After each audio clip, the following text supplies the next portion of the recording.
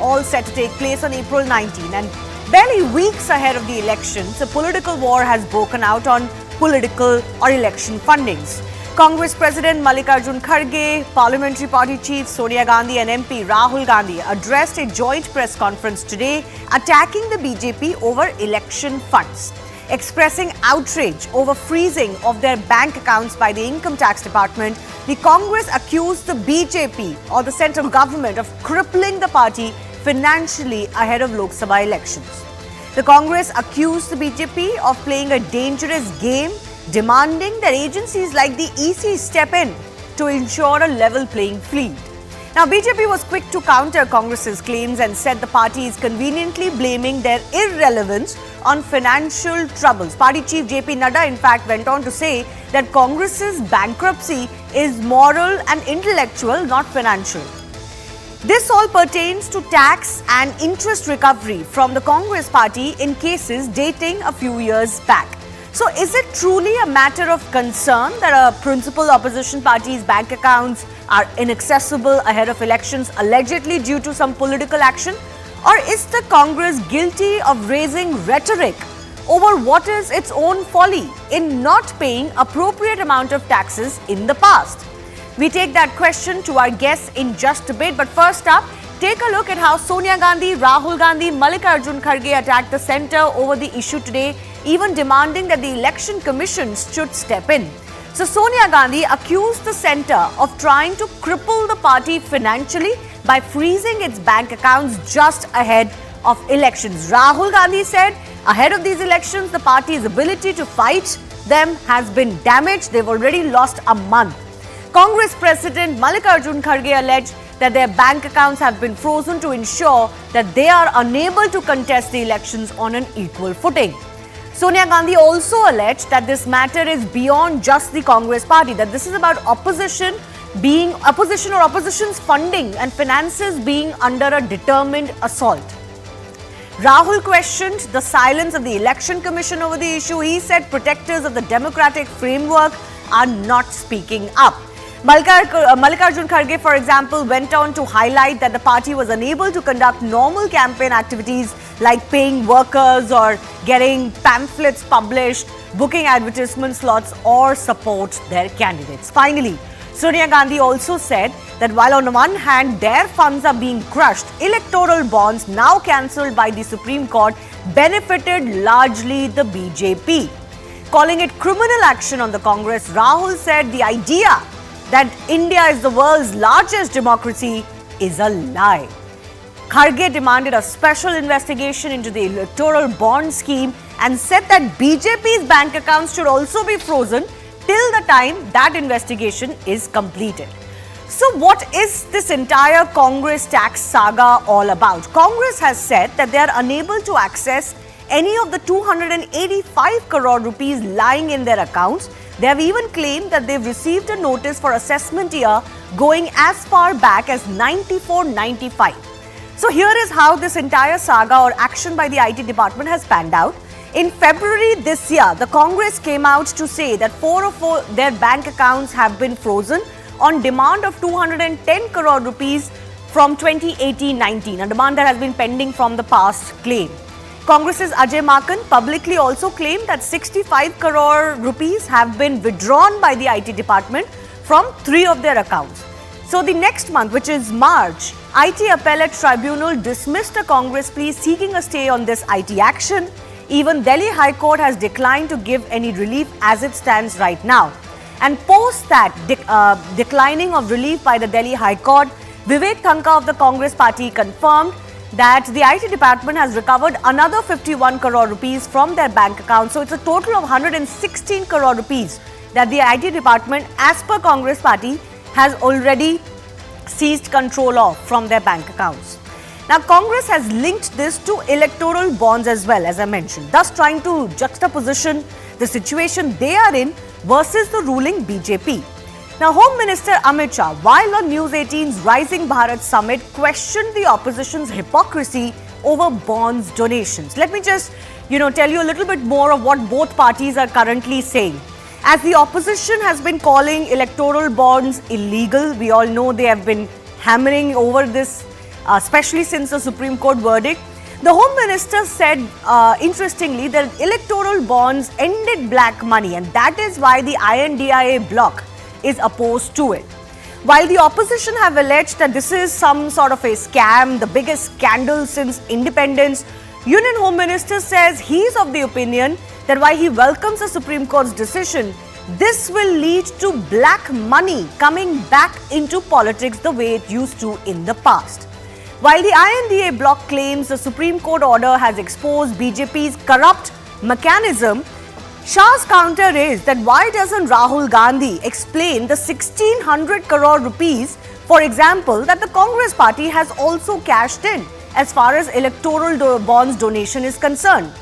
While opposition claims that 95% of the bonds have gone to the BJP, which factually may be incorrect, Amit Shah has said that, for example, in 2019, when the party got 90% of its bonds, the model code of conduct was in place. In other words, it couldn't really have been quid pro quo. Now, attacking the BJP further, the opposition has asked if the ED will probe the electoral bond scam, but Amit Shah says the BJP believes in a system of transparency, and if the INDA bloc feels that electoral bonds are some sort of a hafta vasuli that the government is doing, then they must explain their source of funding as well, because the collective opposition got almost as much as the BJP as well. With that, the big question we're asking today is simply this. With this entire hue and cry over election funding, is there a real concern emerging over what opposition is being left to fend for, or is this just plain and simple political rhetoric?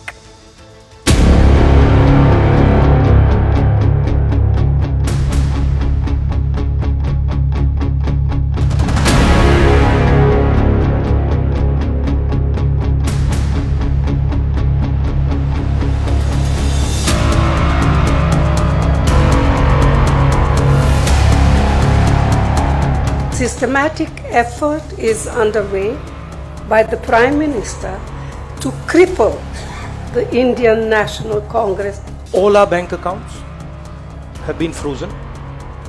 So what sort of a democracy is this? This is a criminal action.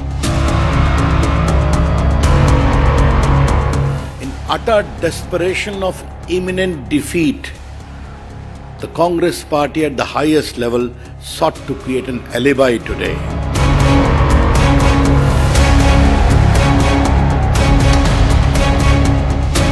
$1600 crore का हफ्ता क्यों वसूला, वो उसका हिसाब देना चाहिए।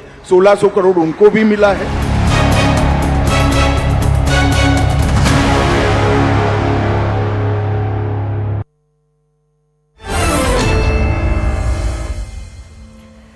Let's go across to our guest joining us, Pratyush Kant, National Spokesperson of the BJP, Swati Malik, Spokesperson of the Congress Party. With me also, Satya Mule is advocate and a tax expert. Retired Major Anil Verma, head of ADR, is also joining us, an organization that looks into democratic political reforms in the country. I do thank you all for joining me. Pratyush, let me begin with you.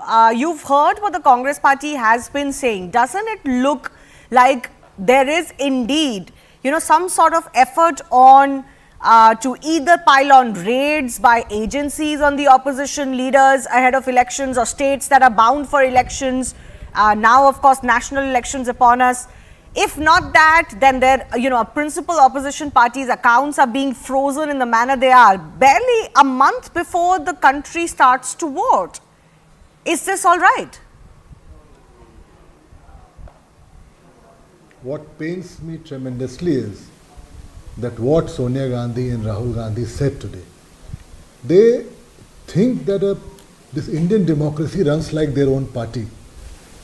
Not once did the mother and the son and the president they have kept, Kharge ji, once said that we have been caught for trying to cheat the government, we have not paid the taxes. Not once did they mention that. To top it, they never ever in their whole press conference, which was done by Kharge ji, Sonia ji, Rahul ji and Ajay Makhan, not once any one of them had the decency to tell the nation that we have gone to IT, the tribunal, we have lost there. We have gone to the High Court, we have lost there. Not once did they say. What is the story they were trying to build today? That this is political look, vendetta. The Prime Minister is trying to... Political vendetta, that's the story they were trying to give.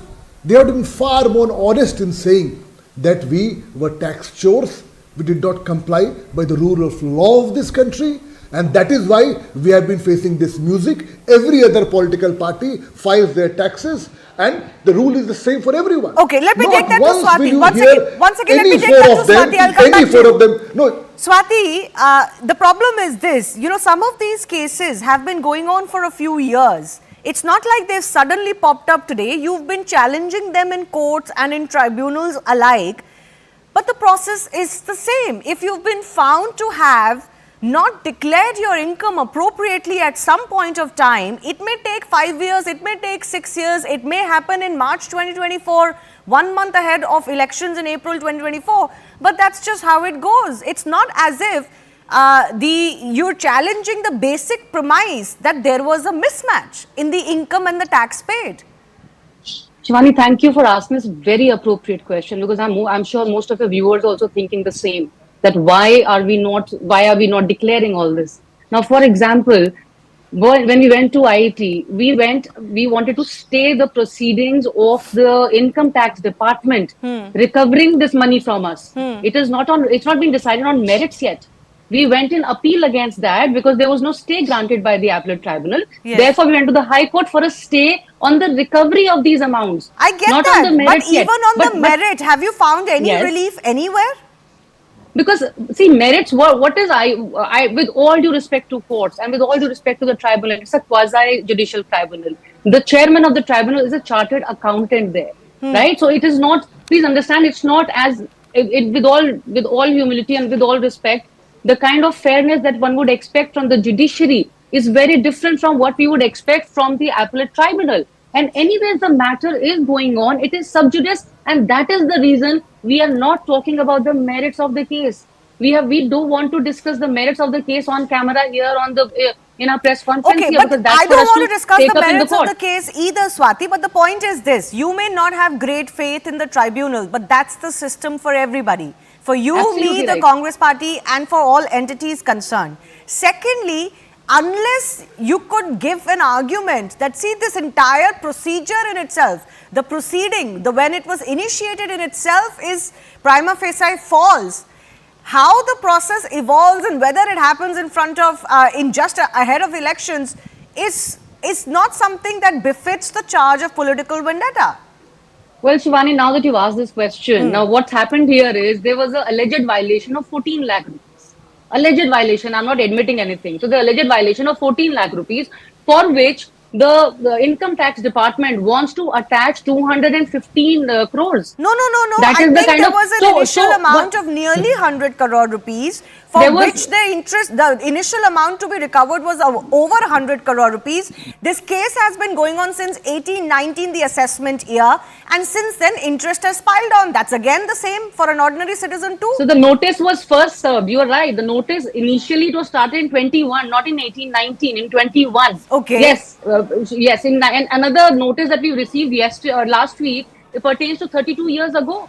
Now, has that case also what happened? Now, this case, even if I take your argument and even if I take what you're suggesting, that okay, it takes time and it's only 2-3 years, and so what if it's just a month before the general elections of 2024? But what happens to the other notice that we have received from 1994, from 32 years ago? Why did the government not act on it in the last 10 years? Pratish, you want to Even if respond we to don't that want to very act on quickly us? before I go across to our tax expert Yes. as well? Yes, I want. For example, one of their leaders said, by this track record, you will go back to the days of Mahatma Gandhi when he was leading the Congress party. Why a notice for 94, 95 now? I heard everything. I just want to tell your viewers that here is Rahul Gandhi with his limited intelligence. Today he, See, these in the personal press attacks conference, on the attacks leaders the don't make any judiciary. sense, Shivani. He When I'm attacks not the saying anything judiciary. to their leader, He attacks. I think that he should attacks be that should be the See, I distinction never maintained. disturbed this spokesperson, so she should have patience No, for her because- turn to say because whatever she wants Shivani, to I say. think So- Shivani, I think so we I'm okay, trying to Swati, tell I you noted your with- objection. No with- personal attacks on any leaders, please. when I have not made any, so I don't think they should No, also please. do it. If Rahul Gandhi can go on a national, on all the channels and on a stage of Congress and say that I have limited belief in the judiciary of this country, is judiciary bigger or Rahul Gandhi is bigger? Please tell me this.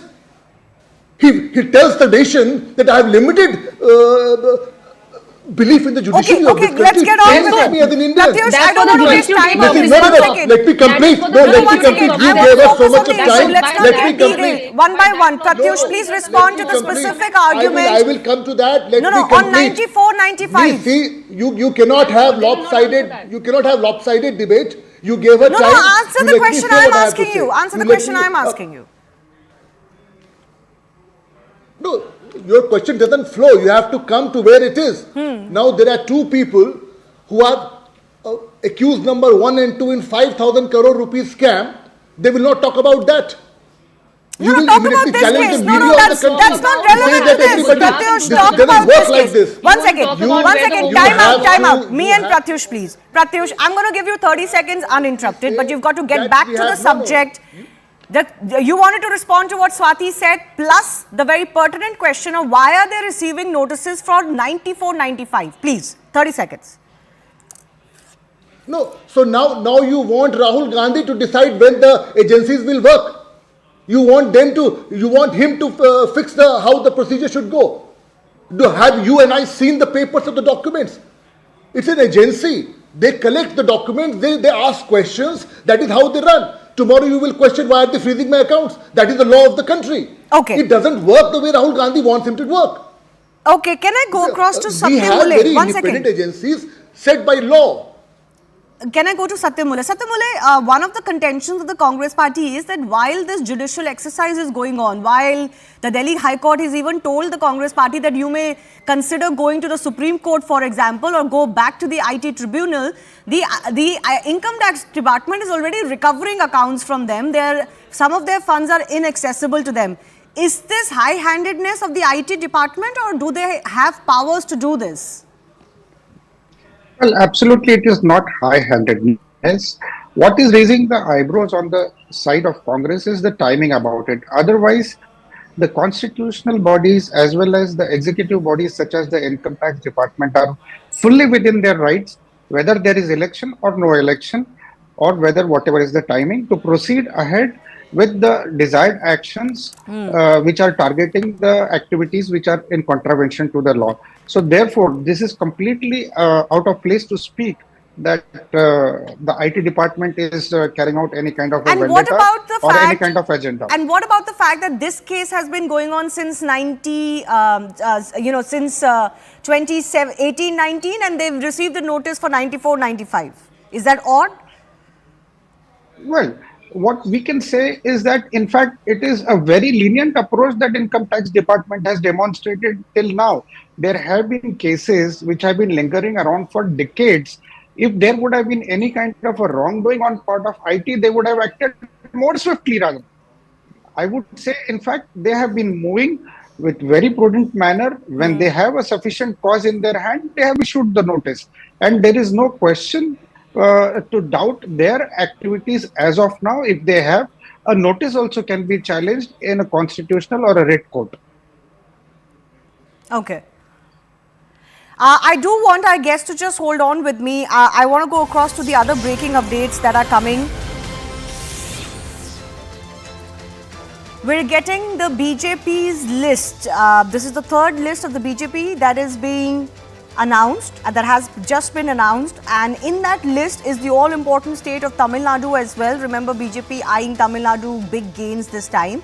So, Annamalai, the BJP chief, is going to be fighting from Coimbatore.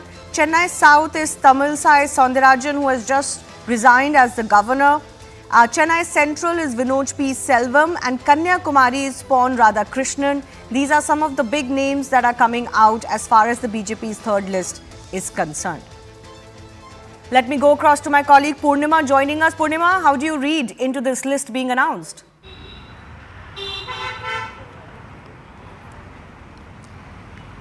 Well, interesting list out by the BJP. In fact, Annamalai, the speculation was rife that Annamalai could perhaps contest from Coimbatore. Remember, Coimbatore is a hotly contested seat this time around because it's going to be a tri-cornered contest. DMK also fielding its own candidate in Coimbatore this time around after a gap of 10 years. So it's going to be a tri-cornered contest as far as Coimbatore is concerned, and BJP more so Prime Minister focusing more on the Coimbatore region this time around during his frequent visits to Tamil Nadu. Annamalai is the BJP candidate for Coimbatore. Tamilisai Soundararajan, who recently resigned as the governor of Telangana, finally now she will be contesting from Chennai South. Chennai Central, Vinod Selvan, another interesting profile. Murugan, who's currently a minister, will also be contesting from Nilgiris, where the DMK has fielded A. Raja. So it's going to be an interesting list as far as BJP is concerned, because it includes Annamalai, Tamilisai Soundararajan, Murugan. All of them are in fact senior leaders of the BJP. Annamalai, interesting profile. We'll have to wait and see. But clearly, the BJP this time hoping to make inroads in Tamil Nadu, especially in the Western Belt and also Kanyakumari. In 2014, it was Pon Radhakrishnan who won from Kanyakumari constituency. In 2019, BJP did not make inroads. In 2024, BJP is now trying to focus on the Western Belt, Kanyakumari and also Chennai constituency. So interesting names out, and BJP is all set, are trying to make inroads in the state, and high-profile candidates out by the BJP. Okay, let me also bring in Payal Mehta. My colleague tracks the BJP very closely. Payal, what more are you learning about the BJP's third list? Well, as far as the BJP's third list is concerned, one of the most important names on that list is that of Annamalai. Remember, K. Annamalai has been leading the BJP charge from the state of Tamil Nadu. And there was a lot of demand from the party cadre that he should be asked to contest. And obviously, Coimbatore being a constituency where the BJP has really worked very hard is going to be extremely important to watch out for. And that's the reason his seat becomes very, very important. And despite the fact that the BJP has given a 6-year full term to L. Murugan, he is being shielded from Nilgiri to take on A. Raja as far as that constituency is concerned. And Tamilisai Soundararajan, who resigned as a governor just a couple of days ago, was slated to contest from South Chennai. That's the seat that has been given. So it's going to be important to see how this really pans out, because the BJP, remember, has to make some inroads. Shivani, they have 0 out of 39 seats so far, and they have to make that inroads within that constituency in Tamil Nadu to be able to reach that target of 400. Okay. My colleague Aman Sharma is also joining us, National Affairs Editor. Aman, the third list being announced, and of course, the BJP eyeing Tamil Nadu very closely this time around. Some of the campaigning that the BJP is doing about how NDA is going to have big gains and different numbers are being thrown up, all will be up to test. And Tamil Nadu this time around going to polls in the first phase itself. K. Annamalai, the big star face of the BJP from Tamil Nadu, fighting from Coimbatore, and a lot for the BJP riding on this. BJP, they clearly say that Tamil Nadu is the state to watch out for. Prime Minister Narendra Modi has visited Tamil Nadu as many as 7 times this year already. During various trips, he's inaugurated projects worth crores. He's also launched, in a way, his entire poll campaign from Kanyakumari on March the 15th. So Tamil Nadu is one state where the BJP is looking at some gains. Even our mega opinion poll had said that the BJP stands to win nearly 5 seats in Tamil Nadu. BJP going in with smaller partners in Tamil Nadu this time, not with AIA, DMK, and in a way, the captain of the BJP in Tamil Nadu, Mr. Annamalai, is leading the charge by contesting himself.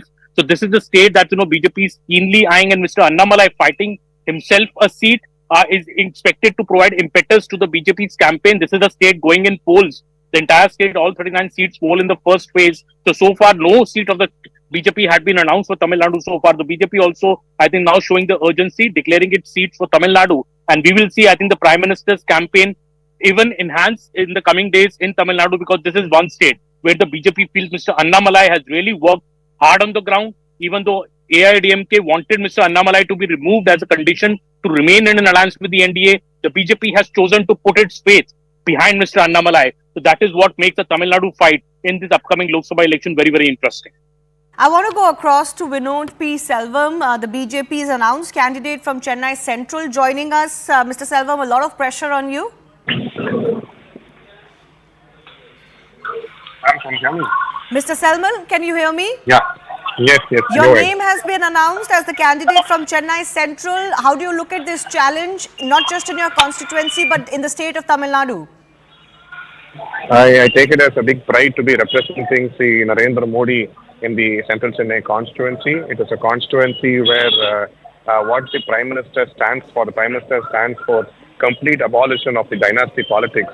The prince of the DMK family, Udayani Stalin, is an MLA from the very same constituency, and Dayanani Maran, who's again from the same family, is the MP from this particular constituency.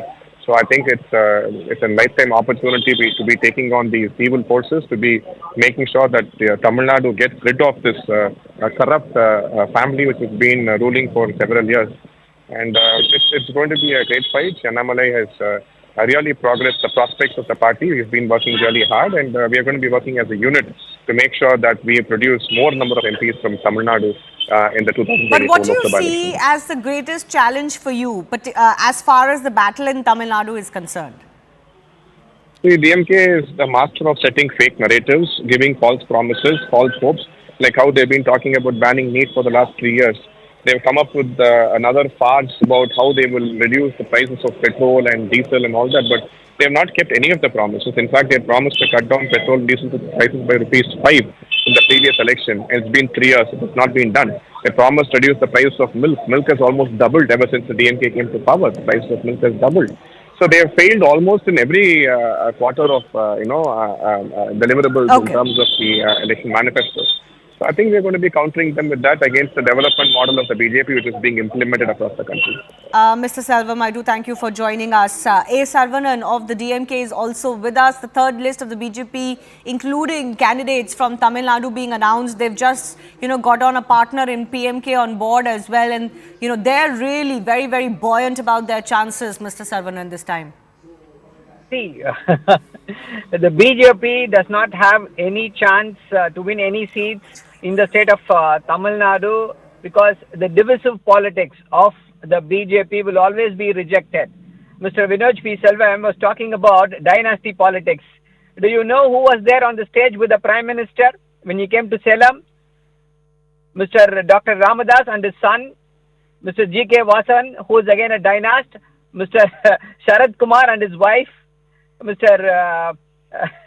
Mr. Pachemuthu and his son, who holds the post.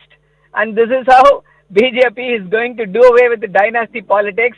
That is really comical and farcical when BJP speaks about dynasty politics. See, that apart. The most important issue is this. BJP has never done anything for the people of Tamil Nadu. We were ravaged by great floods. But the union government, even after the visit of the Central Committee, did not give a single pie.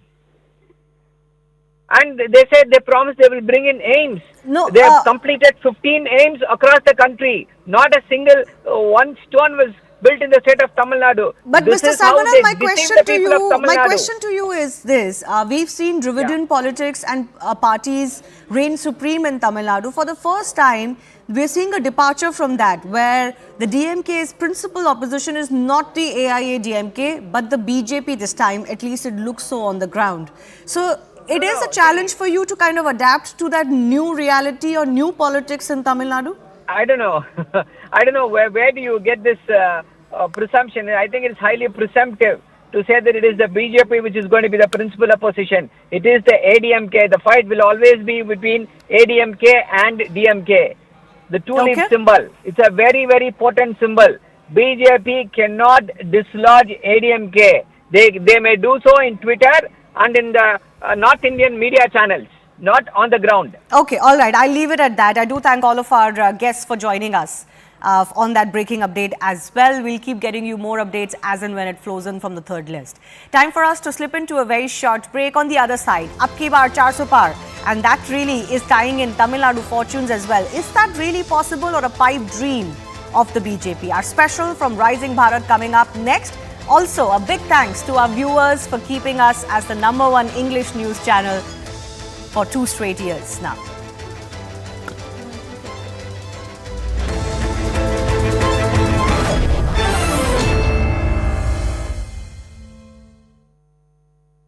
Co-powered by Can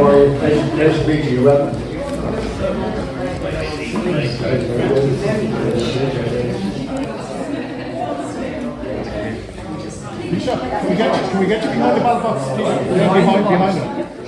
Behind it. If you go around behind us. Behind the box. I just dump it in there. Yeah. That's right. Two thumbs up. That's right. This way, please. This way. The head here comes up.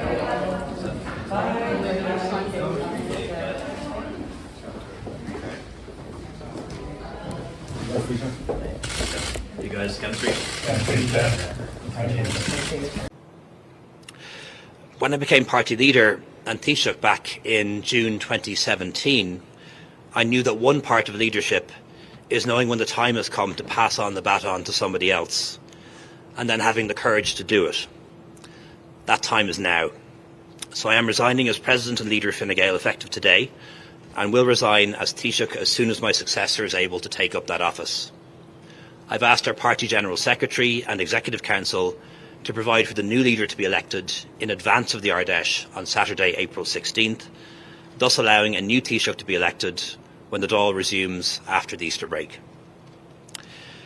I know this will come as a surprise to many people and a disappointment to some, and I hope at least you will understand my decision. I know that others will, how shall I put it, cope with the news just fine. That is the great thing about living in a democracy. There's never a right time to resign high office. However, this is as good a time as any. Budget 2024 is done. Negotiations have not yet commenced on the next one. The institutions of the Good Friday Agreement are working again, and our trading relationship with the UK in the post-Brexit era is settled and stable. The new Taoiseach will have a full 2 months to prepare for the local and European elections, and up to a year before the next general election. My reasons for stepping down are both personal and political. I believe this government can be re-elected, and I believe my party Fine Gael can gain seats in the next Dáil. Most of all, I believe the re-election of this three-party government would be the right thing for the future of our country, continuing to take us forward, protecting all that's been achieved and building on it. But after careful consideration and some soul-searching, I believe that a new Taoiseach and a new leader will be better placed than me to achieve that, to renew and strengthen the team, to focus our message and policies, to drive implementation. And after 7 years in office, I don't feel I'm the best person for that job anymore.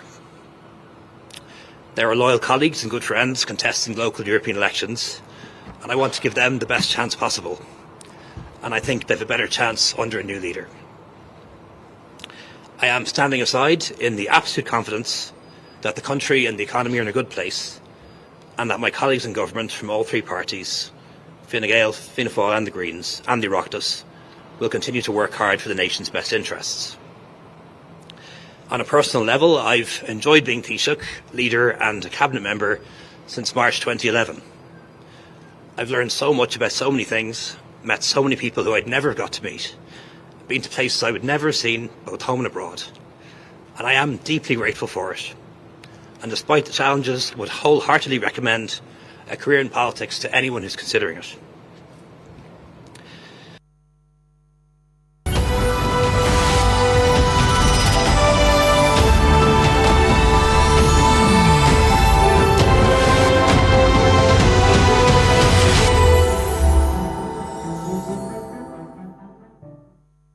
Welcome everyone to this special session of News 18, Network 18's Rising Bharat. Ahead of the 2024 general elections, there's only one thing that everyone is talking about. Are these elections truly a battle? Because Prime Minister Narendra Modi, leading the BJP and the NDA this time, has set an extremely stiff, ambitious target of 400 par for the NDA, 370 plus for the BJP alone. Now, there's only one time in Indian electoral history that this was achieved. And when Rajiv Gandhi achieved this, it was a different era of Indian politics, and the circumstances were also quite unique. Can the BJP and the NDA manage that this time around? Is it going to be a virtual no contest if they are to achieve this target?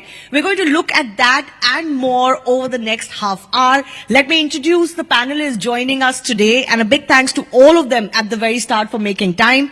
Starting from the left, Shehzad Poonawalla, national spokesperson of the BJP, is joining us. Sitting next to him is managing editor, Money Control, and a noted author, Nalin Mehta. On the other side is Shama Mohammed, national spokesperson of the Congress party. And next to her is Sanjay Kumar, psephologist, co-director, Lok Niti, CSDS. I do thank you all for joining us. Shehzad, let me begin with you. What is the reasoning behind 400 Par? Why would you even go ahead and do and say something like this? Thank you so much to Network 18, especially for this Rising Bharat Conclave and giving us the platform. Shivani, first of all, I'm on your left, but when the audiences watch me, they'll see me on their right. And that's where the country is headed, to the right direction. And that's why we are confident. The reason is that, look, what has been inculcated in the political narrative of this country over the last 10 years, and Sanjay ji and Nalin ji will tell you that prior to 2014, Nalin and Sanjay never used the term pro-incumbency as often as they use it now. And they do it for good purpose, because after 18 years of incumbency in Madhya Pradesh, we repeat a government based on our performance. In Uttar Pradesh, after 37 years, a government is repeated on the basis of our performance. In Uttarakhand, where the government has never been repeated, has been repeated basis of our performance. Gujarat, 27 years, government is repeated basis of our performance. 2014, we get a mandate. 2019, we get a bigger mandate basis is performance. And that is because, look, what is the template that we have set? We have set a template that we want this country to go from 10th to 3rd position as far as the economy is concerned. We want to deliver social welfare to 80 crore people, whether it's ration, toilets, Ujjwala cylinders, so on and so forth. We want to build infrastructure at breakneck speed, which is 70 airports or double the number of highways. We want to take out 24 crore people out of poverty. Slogans were given. Garibi Hatao. We are actually doing it. And when all of this comes together, then I would say that the blessings of Ram, Lalla and Gita on us. And now let me explain Ram, Lalla and Gita before some people start frothing. The Ram, Lalla and Gita means G for growth, I for infrastructure, T for technology, A for Atmanirbhar Bharat, and Ram, Lalla means R for Rashtriya Suraksha. You can see the 2611, what was the response? And today, what is the response when a Uri happens or a Pulwama happens? Then we have A for Arthvyavastha, 10 to 3rd, L for leadership, L for Labharti, and the manner in which A for Atmanirbhar Bharat, where the defense exports have gone up to 16,000 crores. So it is purely on the basis of performance that this confidence is there in us. No, that may be true, and that may be how the BJP feels. But I'm asking you a slightly different question. Why would you say this? Because ultimately, many would say yes, the third term is not so much in doubt. And of course, our other panelists will possibly disagree with it. But why would you set a target of 400 Par? Internally, what is that the messaging that the BJP wants to give? Look, as far as targets are concerned, we always work on a scientific basis. Let me tell you the scientific basis of this target too. In 2019, there are 224 seats where we won with a 50% vote share. Over the last 5 years, despite the fact that we have been in service, we have been working consistently on 400 plus seats to take the vote share above 50%. So, even if an opportunistic alliance like Delhi, you have seen Aam Aadmi Party and Congress coming together, even if they come together, we are above 50% vote share. So they cannot hurt us politically. And therefore, there are over 400 plus seats where the NDA alliance is going to get above 50% vote. And then combined with that, one last line, is that we are going to be blessed by the Devi Shakti and Nari Shakti. Those who are talking about vanquishing Nari Shakti and Devi Shakti will be punished by them, and we will be rewarded by them. So I'm hearing a new thing now. It's not just 400 Par, it's also 400 Par with 50% vote share on those 400 seats. Look, we aim for the stars. We will reach on the rooftop. Yeah. Okay. Shama, I want to come to you. The one thing the BJP has very successfully done, they may not achieve 370, the NDA may not achieve 400. It is very, very difficult and almost unprecedented. But what they've done is almost broken the back, psychologically, would you say, of the opposition, because no longer is this about whether Narendra Modi will get elected again. It's only about how and by how much. Thank you for inviting me here. First and foremost, let's not take the people of India for a ride. Let's not take the people of India for granted. They have a brain. They know what is happening. So you come out and say, "Ab ke baar 400 Par," and they're looking out and saying, what is happening? This man is taking us for granted. The Bharatiya Janata Party is they are saying it loud that we have already won the election before the election is on. How dare? And I'm telling you, this is hazardous because the people of India do not like it. This is exactly what happened in 2004, the India shining. Now let's look. He says 400 par. It's exactly like what you mentioned, Shivani, 200 par in West Bengal. They use money, muscle power, everything possible there. But what did they get? 77. And it is a psychological war on people, saying that, you know what, you're sitting on the fence, we are winning, so choose us. But it's not the truth. Now let's look at the numbers. He kept on saying some numbers, when I look at the numbers, last time the states which really, they had a 90% hit was Maharashtra, Bihar and Karnataka, They won basically 90% of the seats. Now, Maharashtra, they're going to go down. Bihar, the India alliance is going to do well. And Karnataka, we know that we will win around 15 to 16 seats for sure. So I fail to see where this is. UP and West Bengal, they had 60% hit. Now, where UP, they were better off in 2014. They went down in 2019. And there is a possibility they might go up. But West Bengal, they're going to go down. South, the Prime Minister is always in southern part of India. Kerala, 0. Tamil Nadu, 0. Andhra Pradesh, 0. So I don't know where they're going to get their seats because that's going to be 0 again. There's not going to be. So let me finish. Let me. So what I'm trying to say is that the numbers don't add up here, what he says. The India alliance is going to do very well in Delhi. Like he said, 7 out of 7 was what they got. It's not going to be the same.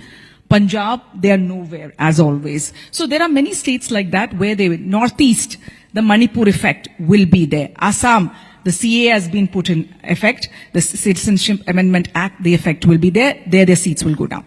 Now, let me also come up to a point he said. He talked about how the development has happened after 2014. I hear words like Atmanirbhar Bharat. I hear Viksit Bharat. I hear Amrit Kal. These are the names which we hear. Then they say development into 2047. But when they came to power in 2014, farmers' income doubled in 2022. Not done. 5 trillion economy in 2022. Not done. Basically, we have to understand also that people like Arvind Subramaniam, who was the former economic advisor of the Prime Minister of India, says the GDP figures don't add up, So they can say a lot of things, but what is the ground reality is different. Recently, the RBI has said 2016, 1.6% of the GDP was the foreign direct investment. Right now, it's 0.6%. The foreign direct investment has gone down. Okay. These are not my figures. So what I'm trying to tell you is you can talk about figures, you can say things, but we have Mengai, Berozgari, and of course, undeclared emergency. All right. I was going to talk about the psychological effect. So let me come to Nalin with that. Is this overconfidence, Nalin? Or is this a realization that they can actually do better, a confidence, overconfidence or quiet confidence that the BJP has right now? So I think this election is very different from 2004. The polity in 2004, when India Shining was mentioned, that was a very different kind of polity where the BJP in general was just a little bit ahead of the Congress in previous the 10, 12 years before that. And it was a coalition government of a different. There was a different kind. There was a old BJP which was a different kind of a political animal. You look at the current polity. Even in 2019, a lot of the at this point in 2019, the contest looked far more equal, right? A lot of people thought that Rahul Gandhi would win that election. At this point in 2024, the contest is looking different. One of the reasons why it's looking different is because of the results in the assembly elections. And there, may I say that with the India alliance, had the seat sharing been done before the assembly elections, it might have been a different dynamic. The Congress, I think, waited too long for the assembly election results to come out, which kind of completely brought down its bargaining power with the allies, who started now looking at other things. You've seen what's happened with Mamata Banerjee in the with Trinamool Congress. Also, I think the BJP last time had 39.7% of the vote. Now, so the BJP is different in different parts of the country, but look at the strike rate. The BJP strike rate across India was 69.4%. In North India, it was 89.4%. In South, it was 33. In West India, it was 92.7. In East India, 41.3, and in the Northeast, 70. Now compare that to the Congress, which was around 19% of vote share, roughly around that, and the Congress strike rate was 12.4%, which was, significantly lower than the BJP. In the highest strike rate the Congress had was in the South, which is 31.5. Now, if you're talking about a 330 target or a 400 par target, the BJP will have to. Where is the headroom for the BJP? I don't think if you look at all the polls, I don't think people are debating whether BJP is the result of the election. People are debating the extent of this, right? Now, and that's important. Yeah.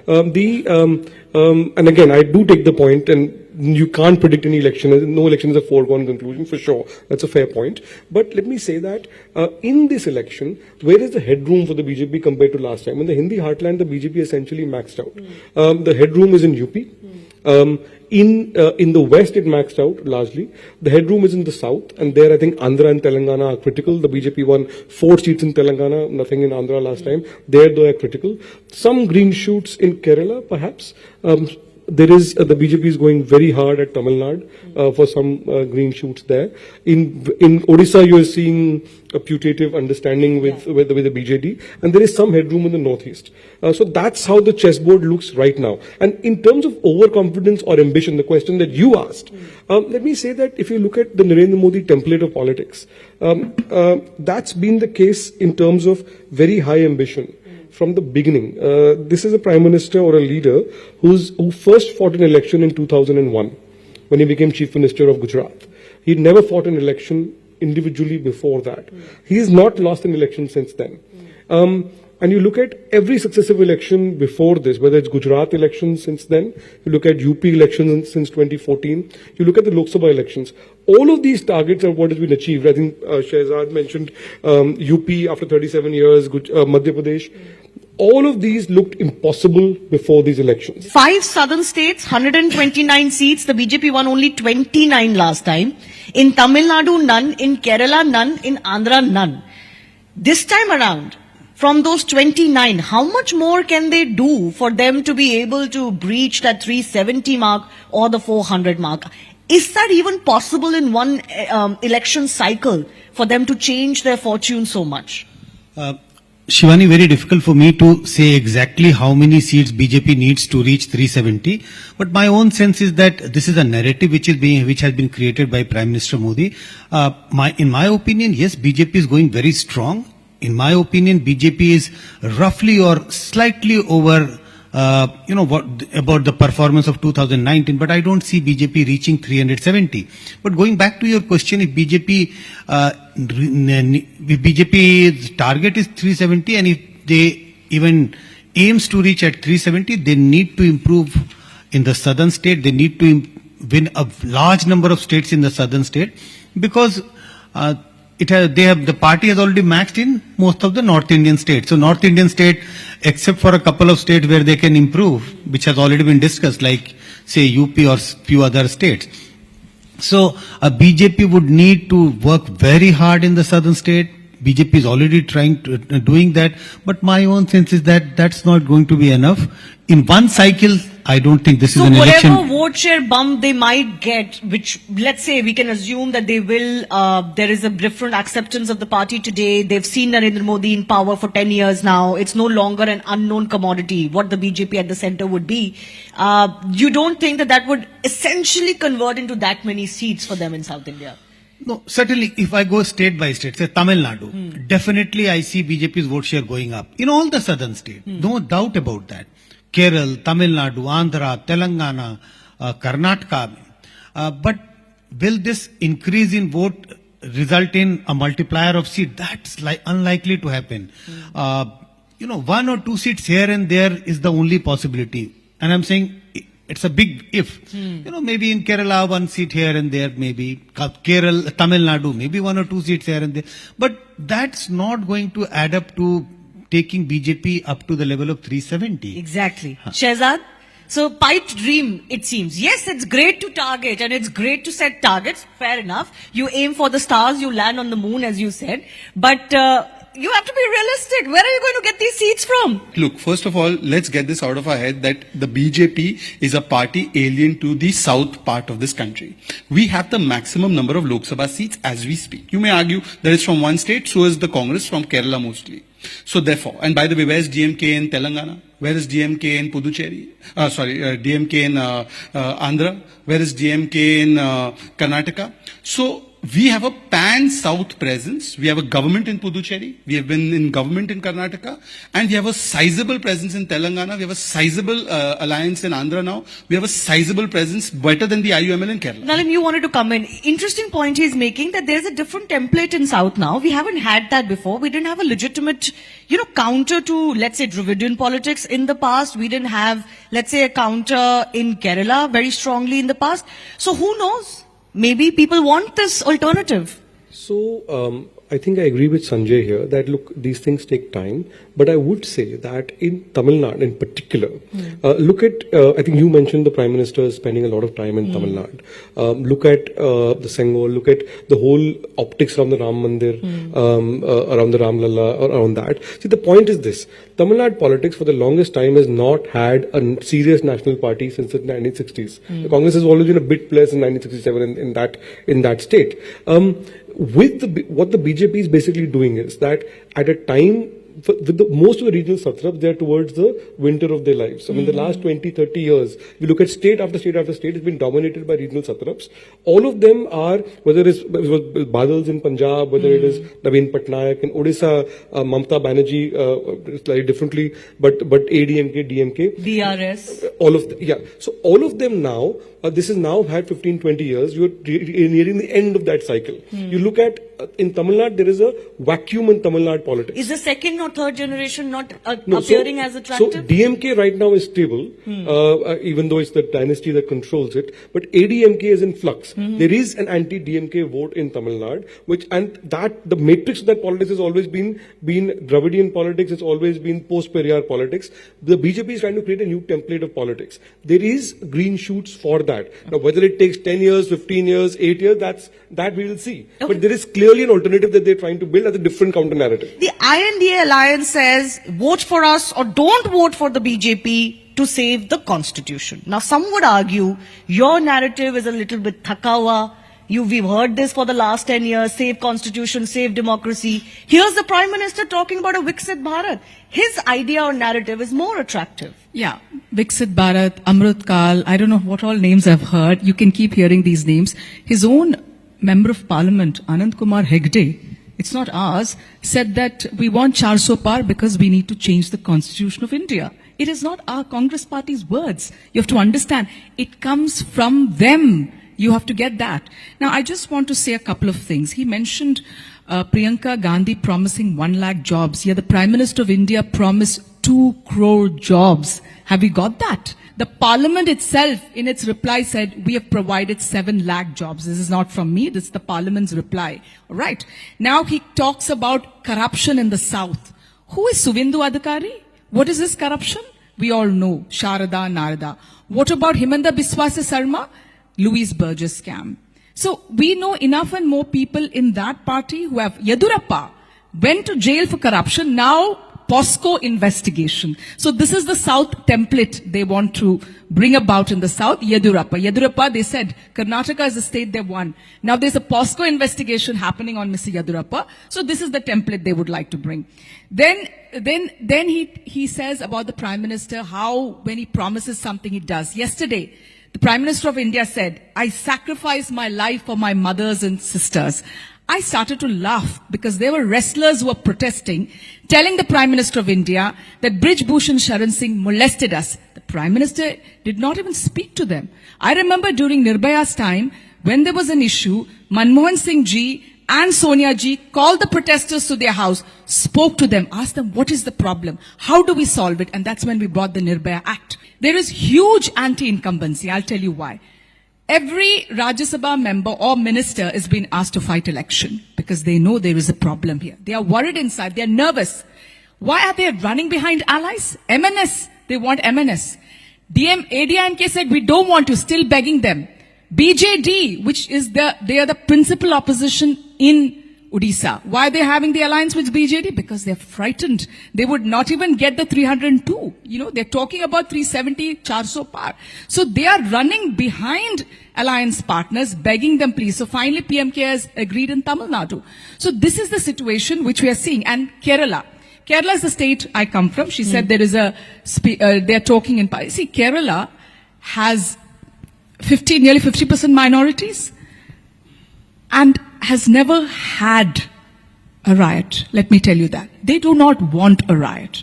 They remember that in 2020, when President Trump was visiting India, the President of the United States of America, there was a riot happening here. The army should have been called in. But Mr. Amit Shah did not want to. The riot went on for 3 days. They don't want that sort of thing. They feel that if they get the Bharatiya Janata Party in Kerala, there would be riots because there's a huge minority. And one last thing. He said that 25 crore people have been taken out of poverty. I don't know where the figures come out. But from 2004 to 14, Oxfam and the United Nations said 27 crore people have been taken out of poverty in India. These are figures coming. Proper figures. There are data. Nowadays, we do not have data. I want him to be able to respond. Can you first respond to the question he talked, to what he talked about the alliances? Why are you chasing alliance partners or still wanting to bring everybody under your umbrella if you're so confident? That's a legitimate question. On a lighter note, I thought that this kind of meltdown will be seen on 4th June, but it has already started. But anyways, let me add. It's the truth. Madam, your truth, people have seen it twice over. Anyways. Let me now come. Why are we chasing alliances? Shivani ji, I'll give you a personal example. In Punjab, we had an alliance with Akalis for a very long period of time. As a party, it curtailed our growth because we were restricted to very few areas, and we never even got proper share in the governments of those alliance parties, governments. Yet we did the alliance not for political reason. We did it so that the Hindu-Sikh solidarity could be maintained. The BJP approaches country and this entire thing not from political perspective, but it approaches it from a national interest perspective. If we are doing alliances because we are scared, then Shivani, they are so ताकतवर, they are going to win the election. DMK को ये कहते थे राजीव गांधी के हत्यारे उनके साथ alliance, आम आदमी पार्टी के साथ कभी हाथ नहीं मिलाएंगे, आम आदमी पार्टी से बच्चों की सौगंध खाता हूं, कभी अलायंस नहीं करूंगा. पंजाब में आम आदमी पार्टी से एक थी कांग्रेस एंड सेज बेईमान पार्टी. बंगाल में दीदी बोलती है कि this party will not get 40 seats, उनके साथ केंद्र में अलायंस. केरला में where she comes from, the leader of opposition Satheesan ji has just yesterday accused Vijayan ji of all kinds of things, and Sudhakaran ji, when he was put in jail, he said that Mr. Pinarayi Vijayan is the most dictatorial person. They have called him coward and psychopath. ये केरल में कुश्ती करते और दिल्ली में दोस्ती करते हैं. अब आते हैं बाकी के सवालों. You wanted to respond on the employment numbers. Very quickly, I have to go to others as well. Yeah. Madam, 1 second. EPFO is something that the employer and the employee both contribute to. So this data can never be wrong. When they left government, there were 11 crore EPFO subscribers. Today, there are 27 crore EPFO subscribers. Majority of them in the age group of 18 to 25, first-time jobs. 16 crore jobs. Please keep writing. Secondly, when you have a situation of LFPR, the labor force participation rate, it was below 35 when UPA left. Today it is above 56. Worker population ratio, all identifiable data. When they left, it was below 45. Today it is above 55. Thirdly, NSO has given the unemployment rate is the lowest in the last 7 years, 3.1%. But forget that. I'll tell you something physically. They used to construct highways at the rate of 11 kilometers per day. Today it is 37 kilometers per day. Who is constructing this extra 26 kilometers? People from Rome. When 70 airports have been constructed in the last 10 years, as opposed to 70 airports in 70 years, who has constructed it? People from Pakistan. When you have 5 metros, now you have 20 metro stations. Who has constructed these metro stations? Okay, I've run out of time. I want to come to all of our guests for 30 seconds each, and I'll start with Nalin. 400 par, possibility or piped dream? The target of 400, I think, is a very difficult one. Is the BJP in pole position right now? Yes. What is the number it will get? We have to wait and see. You'll stick your neck out or no? Say yes or no. Possibility or pipe? Very difficult. Very difficult. Shama? So I just want to say is that there is no 400 par, there is no 300 par also this time. No, it is going to be the India Alliance winning this election because we are bringing about issues what the people are facing. 30 lakh government jobs are out there. Why is the PM not filling it up? Sanjay Kumar, piped dream or a possibility 400 par? As a psephologist, do you think this is possible in India again? No, possible तो कुछ भी है, but very, very difficult in 2024. Okay. 400 पार होगा या नहीं होगा? मैं वो जब देश की, मैं आपको बताऊं एक वाक्य में आप बोलते रहिए, पर सुनने को कोई तैयार नहीं है, आप बोलते रहिए। ऐसा है कि जब देश की प्रभु शक्ति, देवी शक्ति और नारी शक्ति जिसको एक गाली देते हैं वो हमारे साथ है, तो 400 पार भी होगा, आप देखते रहिए। RPI, RTE, Food Security Act, Indian US Nuclear Civil Deal, Manrega.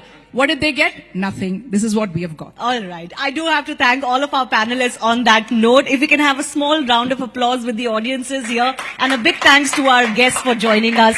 Shehzad, Nalin, Shama and Sanjay ji. Thanks a lot for joining us.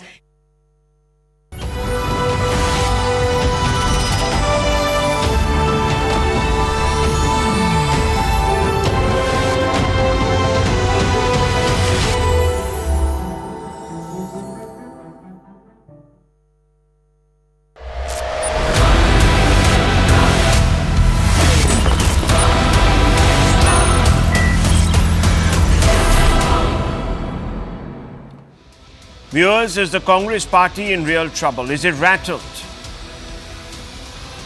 Is it on the ropes, viewers? What else explains the emergence in rather unprecedented scenes in the Union capital? The emergence, the highly unusual emergence, or let me put it differently, an unusual, highly unusual step.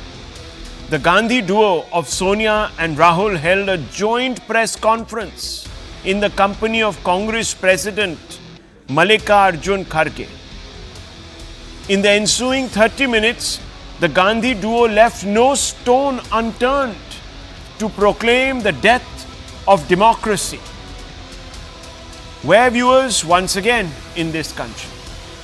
You can see them on your screens. There's Sonia Gandhi. Rarely speaks, viewers, let's be honest. When was the last time she was at a press conference? Next to her, on her left, is Mr. Mallikarjun Kharge, who's the Congress president. To his left was Rahul Gandhi and, of course, the rest of the Congress brigade. Stung by the income tax authorities attaching crores of rupees in allegedly undeclared taxes, backdated for a few years, the Congress alleged that the Modi government wasn't only just freezing the party's bank accounts, but also freezing